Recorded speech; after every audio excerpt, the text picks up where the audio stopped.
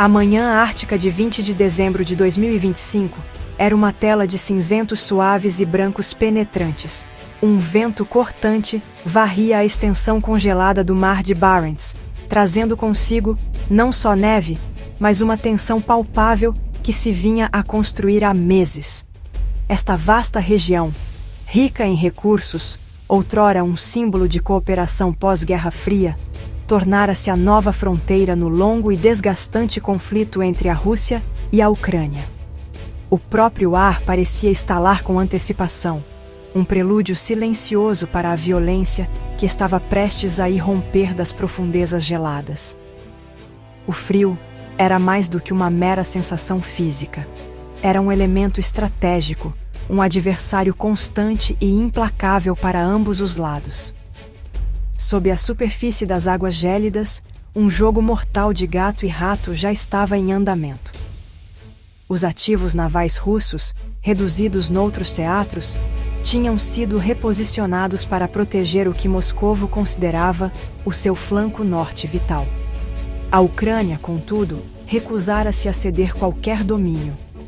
Através de uma combinação de apoio ocidental e da sua própria notável engenhosidade, tinha projetado a sua presença para este ambiente inóspito. Pequenos e ágeis comboios de drones navais ucranianos patrulhavam as rotas marítimas estratégicas, um testemunho de uma nação que aprendera a lutar de forma mais inteligente, não apenas mais árdua, transformando a própria natureza da guerra naval moderna. A quietude das horas antes do amanhecer era enganadora. Relatórios de inteligência tinham inundado os centros de comando durante dias, sugerindo um movimento russo iminente. O Kremlin, tendo sofrido perdas catastróficas nas suas forças terrestres no sul, estava desesperado para reafirmar o seu domínio e cortar as crescentes linhas de abastecimento do norte da Ucrânia. O alvo era claro: as frotas de veículos de superfície não tripulados, que representavam o poder naval inovador da Ucrânia. Para os operadores ucranianos, aglomerados em locais distantes e seguros, com os olhos colados a ecrãs que exibiam imagens térmicas e de satélite, era um jogo de espera. Sabiam que o ataque viria sem aviso, uma explosão súbita e violenta no coração do silêncio ártico. Isto não era apenas mais uma escaramuça, era um teste de vontades e um choque de filosofias militares. A Rússia agarrava-se ao seu legado de plataformas poderosas, caras e fortemente blindadas, os titãs de uma era passada.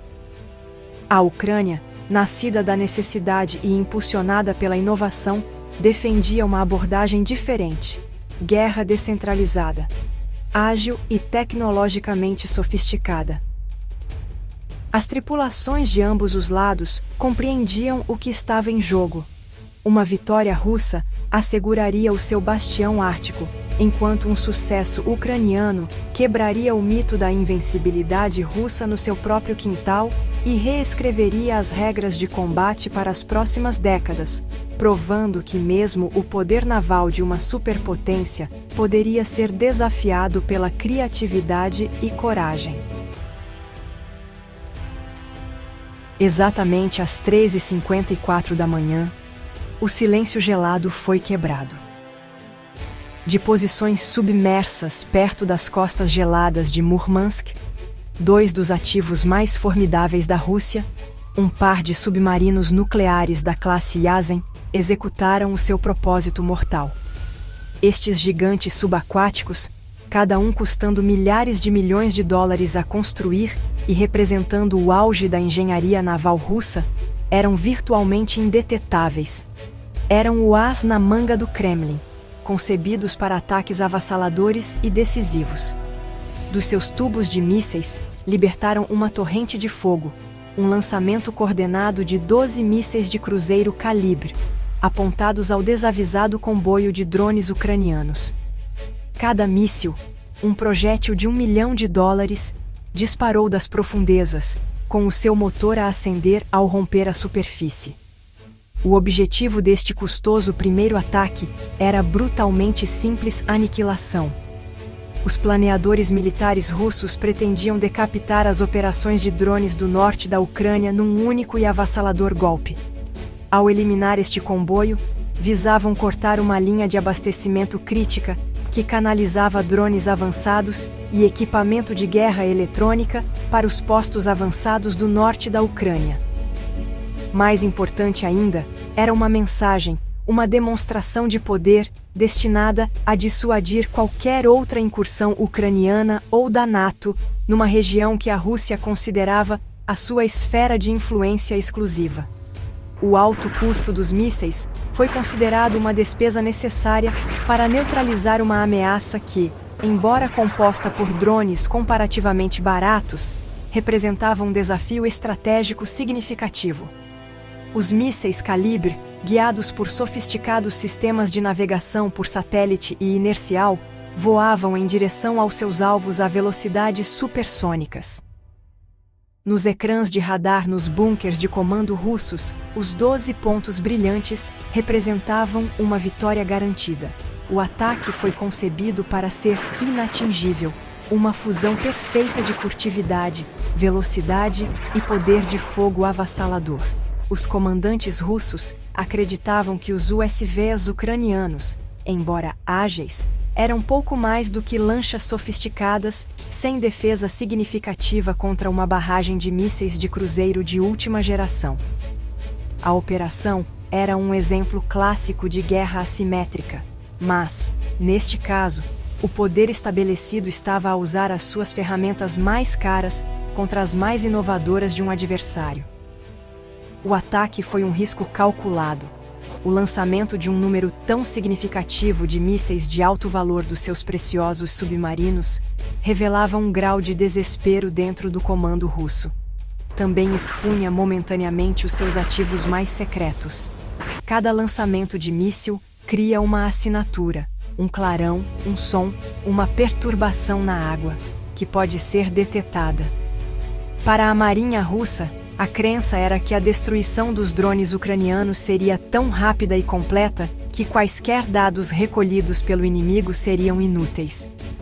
Estavam confiantes de que, antes que a Ucrânia pudesse sequer processar o que estava a acontecer, a sua presença naval no norte seria reduzida a destroços espalhados e em chamas no Mar Gelado. No momento em que os mísseis russos romperam a superfície, a rede defensiva da Ucrânia ganhou vida. Esta não era uma defesa de armadura e armas, mas de algoritmos e engenho. 3 USVs kamikaze, especializados na vanguarda do comboio, executaram imediatamente os seus protocolos de contramedidas pré-programados. Acelerando para mais de 70 km por hora, iniciaram uma dança caótica e de alta velocidade na superfície da água. Estes não eram apenas alvos, eram participantes ativos na sua própria defesa. Começaram a emitir poderosos chamarizes térmicos, criando falsas assinaturas de calor que imitavam o escape dos motores da frota principal de drones, pintando um quadro confuso para os sensores infravermelhos dos mísseis. Simultaneamente, os drones desencadearam outra camada de engano eletrônico. Dispararam pulsos de sonar. Não para encontrar inimigos, mas para criar fantasmas acústicos na água, confundindo ainda mais os dados de mira que eram enviados para os calibres que se aproximavam. Esta sinfonia de guerra eletrônica foi concebida para sobrecarregar os sistemas de guiamento dos mísseis, alimentando-os com um fluxo de informações contraditórias e falsas.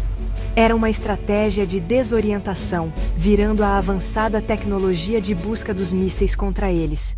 Em vez de um grupo claro de alvos, os calibres estavam agora confrontados com uma tempestade digital caótica de navios fantasmas e explosões de calor fantasma, um salão de espelhos em alto mar. Enquanto os drones desempenhavam o seu papel, um sistema de defesa mais convencional também foi posto em prática. Uma corveta ucraniana, posicionada estrategicamente dentro da flotilha, ativou o seu sistema de armas de proximidade. Em 18 segundos impressionantes, os seus canhões automatizados seguiram e engajaram as ameaças que se aproximavam. O ar encheu-se com o rugido do fogo, enquanto o sistema lançava uma parede de metal no caminho dos calibres. 7 dos 12 mísseis foram abatidos, explodindo em brilhantes flashes de luz contra o pano de fundo ártico escuro. Os mísseis restantes, confundidos pela guerra eletrônica dos drones, ou desviaram-se para o mar gélido, ou detonaram inofensivamente longe dos seus alvos pretendidos. A defesa foi um sucesso impressionante, alcançado a um custo mínimo. No frenético intercâmbio, a Ucrânia perdeu apenas um USV, um dos drones kamikaze que corajosamente avançara para semear a confusão. A Rússia, em contraste, gastara mais de 12 milhões de dólares em mísseis avançados para praticamente nenhum ganho estratégico. Mais importante, o seu ataque surpresa falhara em alcançar o seu objetivo principal. O comboio ucraniano, embora abalado, permaneceu intacto e operacional. O escudo de alta tecnologia de chamarizes, interferência e canhões de tiro rápido resistira, provando que a inovação podia de facto triunfar sobre a força bruta cara. O falhado ataque de mísseis russo foi mais do que uma vitória defensiva para a Ucrânia. Foi uma oportunidade de ouro. O próprio ato de lançar os mísseis forçou os submarinos da classe Yasen a criar uma assinatura acústica e térmica detetável. Embora breve, foi o suficiente. Os sensores ucranianos, em rede com ativos de inteligência aliados, começaram imediatamente a processar os dados. Usando os vetores de lançamento dos calibres, triangularam a localização aproximada dos gigantes russos, submersos para uma área pesquisável, perto da península de Kola. Os caçadores tinham inadvertidamente revelado a sua própria posição, e a Ucrânia não hesitou em capitalizar o erro. Às 4h17 da manhã, apenas 23 minutos após o ataque inicial, o contra-ataque ucraniano foi desencadeado.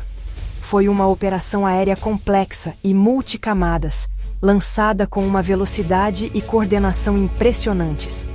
Um pacote de ataque composto por 6 caças MiG-29 Mu-2 modernizados, 4 drones de reconhecimento Bayraktar TB2 e um contingente de apoio crítico de um avião-tanque de reabastecimento IL-78 e 3 aeronaves de guerra eletrônica Buovyl, levantou voo. Não foi um ataque de força bruta, mas uma operação cirúrgica concebida para cegar, confundir e destruir as principais capacidades russas antes mesmo que soubessem que estavam sob ataque. As diferentes aeronaves funcionaram como um sistema de armas único e integrado. Os aviões de guerra eletrônica Buovyl eram a ponta da lança. À medida que o pacote de ataque se aproximava da costa russa, eles cobriram a região com uma poderosa onda de interferência eletrônica. Esta névoa digital cegou eficazmente os formidáveis sistemas de defesa aérea russos S-300, estacionados em torno do porto crítico de Severomorsk, a base da frota do norte da Rússia. Nos ecrãs de radar russos, a força ucraniana que se aproximava era invisível ou aparecia como uma confusão de sinais fantasmas. Simultaneamente, os drones Bayraktar TB2 voaram sob esta cobertura eletrônica, com as suas óticas avançadas a identificar e designar alvos de alto valor dentro da base naval. Com os alvos identificados e os olhos do inimigo furados, os MiG-29s desceram para o golpe final. Lançaram uma salva de bombas JAM de baixo custo e guiadas com precisão, cada uma custando cerca de $25 mil. A primeira vaga atingiu um bunker de comando e controlo reforçado, decapitando a liderança local. Uma segunda vaga seguiu momentos depois, atingindo um grande armazém que guardava mísseis terra-ar Thor M2. O impacto desencadeou uma série de explosões secundárias massivas que destruíram o complexo, uma reação em cadeia de destruição que excedeu em muito o poder das bombas iniciais. Toda a operação, desde a primeira bomba lançada até o último avião a sair da área, demorou menos de 7 minutos, deixando as capacidades de defesa aérea de Severomorsk paralisadas. Apesar do golpe devastador em Severomorsk, a batalha estava longe de terminar. A Rússia ainda tinha ativos em campo, e os seus comandantes estavam furiosos. Às 4h29 da manhã, outro submarino russo, desta vez um submarino diesel-elétrico da classe Kilo, mais antigo, mas ainda perigoso, retaliou. Operando a uma profundidade de 90 metros, a noroeste da ilha de Kildin, lançou a sua própria salva de 6 mísseis de cruzeiro calibre, visando as posições navais ucranianas, que tinham sobrevivido ao primeiro ataque. Este segundo ataque foi uma tentativa desesperada de recuperar a iniciativa e punir a audaciosa força ucraniana que ousara atacar o coração da Frota do Norte. Mais uma vez, a Ucrânia respondeu não com armadura, mas com inteligência. À medida que a segunda vaga de mísseis se aproximava, as forças ucranianas implantaram um tipo diferente de chamariz. Uma série de pequenas boias de radar descartáveis foram lançadas na água, enquanto 3 USVs começaram a emitir sinais eletrônicos poderosos concebidos para imitar a assinatura de radar de uma embarcação muito maior. Isto criou um novo conjunto de alvos tentadores e falsos para os calibres que se aproximavam. Os sensores de radar ativos dos mísseis, procurando os contactos maiores e mais proeminentes, foram com sucesso atraídos para longe dos ativos ucranianos reais. 4 dos 6 mísseis de vários milhões de dólares foram enganados, perseguindo fantasmas eletrônicos até caírem inofensivamente no mar. O custo desta defesa bem-sucedida foi novamente notavelmente baixo. Um dos USVs ucranianos foi destruído no intercâmbio, uma perda calculada e aceitável para salvar o núcleo da frota. No entanto, tal como antes, o ataque russo forneceu à Ucrânia inteligência inestimável. O lançamento dos 6 mísseis criou outro conjunto de pontos de dados. Ao cruzar as trajetórias dos mísseis com dados acústicos recolhidos por sensores subaquáticos e a batimetria conhecida da área, os analistas ucranianos conseguiram realizar outra triangulação rápida. Desta vez, reduziram a posição do submarino da classe Kilo para um setor marítimo de 5 km de largura. Esta capacidade de transformar um ataque inimigo numa oportunidade de mira era a pedra angular da estratégia da Ucrânia. Tinham dominado a arte de ouvir o campo de batalha, interpretando cada ação inimiga como uma fonte de informação. O submarino russo, concebido para furtividade e emboscada, traíra a sua própria localização através do próprio ato de agressão.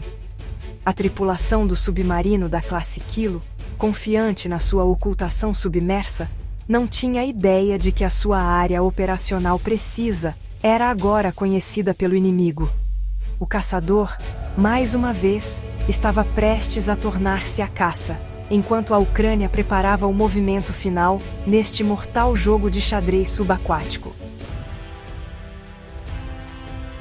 Com a localização do submarino russo reduzida, a Ucrânia iniciou a fase final do seu plano. Esta fase dependia de uma tática ousada e não convencional, concebida para forçar a embarcação submersa a emergir. De uma plataforma costeira, 2 munições de ataque Sky Striker, frequentemente descritas como drones kamikaze, foram lançadas. Estas não foram concebidas para atingir o submarino diretamente, o que seria quase impossível contra um alvo escondido 90 metros abaixo das ondas. Em vez disso, tinham um propósito muito mais subtil e engenhoso. Os drones voaram rapidamente para as coordenadas fornecidas pelos dados de triangulação, com os seus operadores a observar através das câmaras de bordo.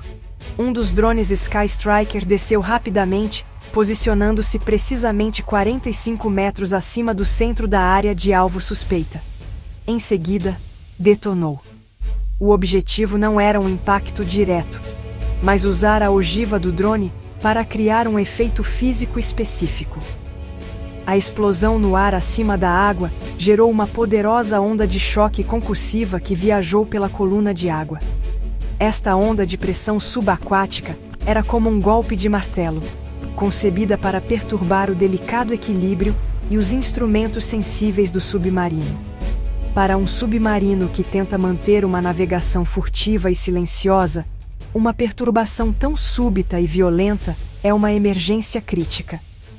A onda de choque teve o efeito pretendido. O solavanco súbito e a mudança de pressão provavelmente acionaram alarmes dentro do submarino da classe Kilo, forçando a sua tripulação a realizar manobras reativas imediatas para manter a profundidade e a estabilidade. Este movimento súbito, este desvio da navegação silenciosa, criou uma assinatura acústica significativa. Um grito no mundo silencioso da acústica subaquática. O submarino, no seu esforço para sobreviver ao choque inesperado, foi forçado a revelar a sua posição exata à matriz de hidrofones e sensores ucranianos que ouviam atentamente. A caixa de busca de 5 quilômetros encolheu para um único ponto preciso no mapa. Com a localização do submarino agora definitivamente exposta, o golpe final foi preparado.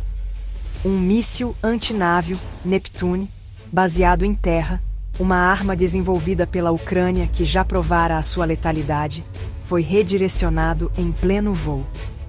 As suas novas coordenadas de alvo eram a localização exata onde o submarino fora desmascarado.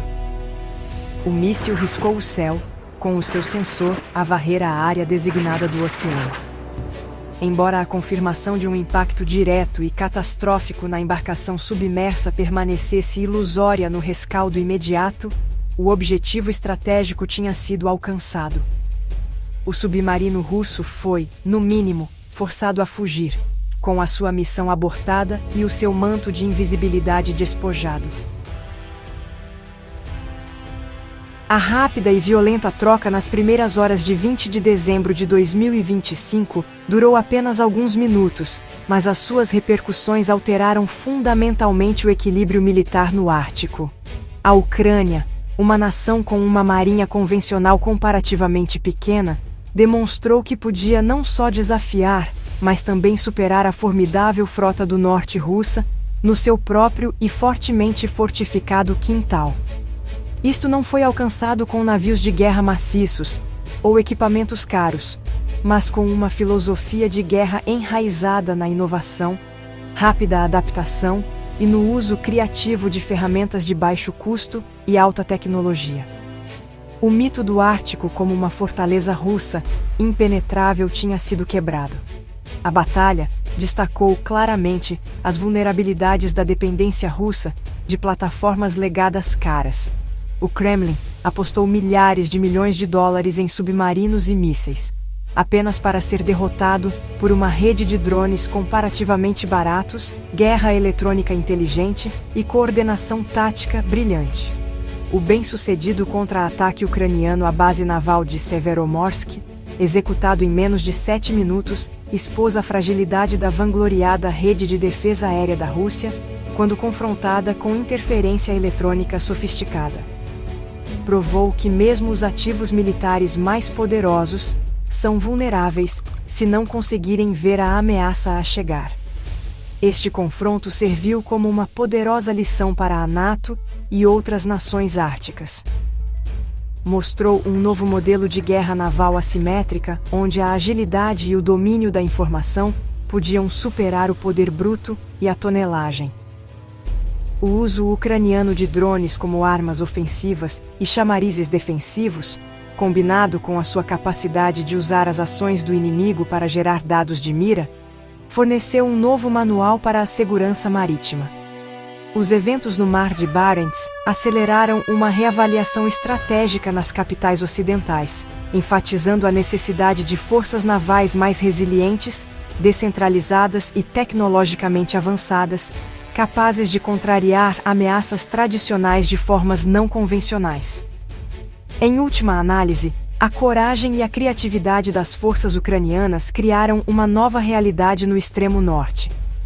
Provaram que a presença e a influência já não são exclusivamente domínio das grandes potências com vastas frotas. Ao alavancar a tecnologia, o trabalho em equipa e uma vontade inabalável de defender a sua soberania, alteraram o cálculo estratégico de toda a região.